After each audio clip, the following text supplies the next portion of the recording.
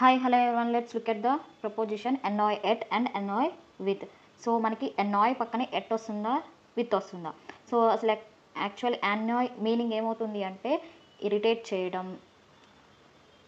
విసిగించడం అంటాం. So annoy అంటే meaning ఏంటి, విసిగించడం, లేకపోతే ఇరిటేట్ చేయడం, బాధించడం, వేధించడం అంటాం కదా. సో దాన్ని మనం annoy అంటాం. సో annoy పక్కన మనం ఎట్ ఎప్పుడు యూజ్ చేస్తాం, విత్ ఎప్పుడు యూజ్ చేస్తాం చూద్దాం. చూడండి. సో annoy with అనేది ఎప్పుడు యూజ్ చేస్తాం, సమ్ పర్సన్స్ కానీ some one means annoy with some one అంటాం. అంటే annoy with తర్వాత ఏమొస్తుంది, పర్సన్స్ వస్తారు. So for example I was annoyed with him for being late. So నేను చాలా ఇరిటేట్ అయ్యాను తనతో, ఎందుకని, ఫర్ బీయింగ్ లేట్. సో లేట్గా వచ్చినందుకు నేను తన మీద ఇరిటేట్ అయ్యాను అని కూడా అనొచ్చు.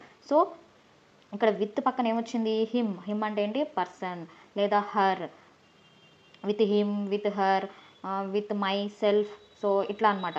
ఎప్పుడైనా సరే మనకి ఇలా ప్రనౌన్స్ పర్సన్స్ వస్తే మనం ఏం చెప్పాలి, అక్కడ annoy with అని చెప్పాలి. ఓకేనా. So annoy at something, that means except persons కాకుండా మనకి ఏదైనా థింగ్స్ కానీ, యాక్షన్స్ కానీ, సిచ్యువేషన్స్కి కానీ మనం ఏమి యూజ్ చేస్తాం, annoy at యూజ్ చేస్తాం. For example he was annoyed at the way she spoke. So అతను ఇరిటేట్ అయ్యాడు, విసిగించుకున్నాడు, ఎందుకని, ఎట్ ద వే.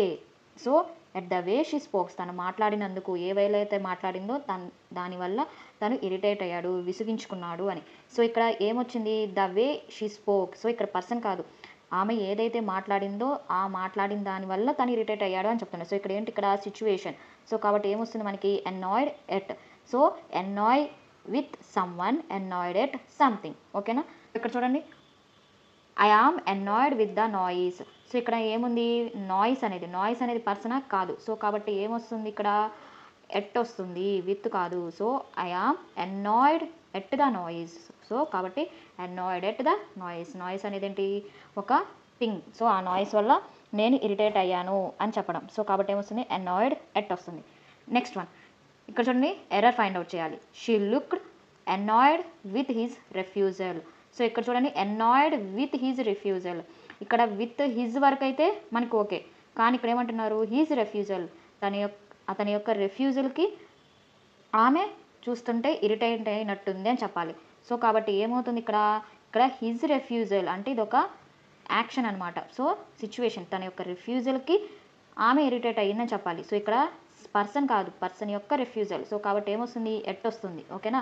సో ఇక్కడ హిజ్ ఉంది, సో కాబట్టి విత్ కదా. సో విత్ హిజ్ కరెక్టే కదా, పర్సనే కదా అనుకోకూడదు. సో ఇక్కడ ఏంటి చెప్తున్నారు ఈ సెంటెన్స్లో, ఆమె ఇరిటేట్ అయింది. దేనికి ఇరిటేట్ అయ్యింది, తన యొక్క రిఫ్యూజల్కి ఇరిటేట్ అయింది. ఇక్కడ అతని వల్ల కాదు, అతని యొక్క రిఫ్యూజల్ వల్ల ఇరిటేట్ అయింది. సో కాబట్టి ఏమొస్తుంది మనకి, ప్రపోజిషను ఎట్ వస్తుంది. సో ఓకేనా.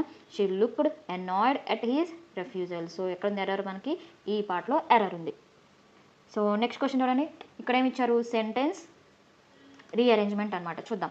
With myself for making that mistake I was annoyed.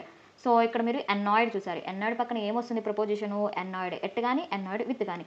అది ఏ పార్ట్లో వచ్చింది చూడండి, ఇక్కడ వచ్చింది. With myself, annoyed with myself, that means C పక్కన ఏమొస్తుంది, ఏ వస్తుంది. ఏ ఆప్షన్లో సిఏ వస్తుంది చూడండి. ఇక్కడ సిబి, ఇది కాదు, ఇది సిఏ. సో ఇది అవుతుంది. ఇక్కడ సిఏ ఉందా, ఇది కాదు, నో అరేంజ్మెంట్ కాదు.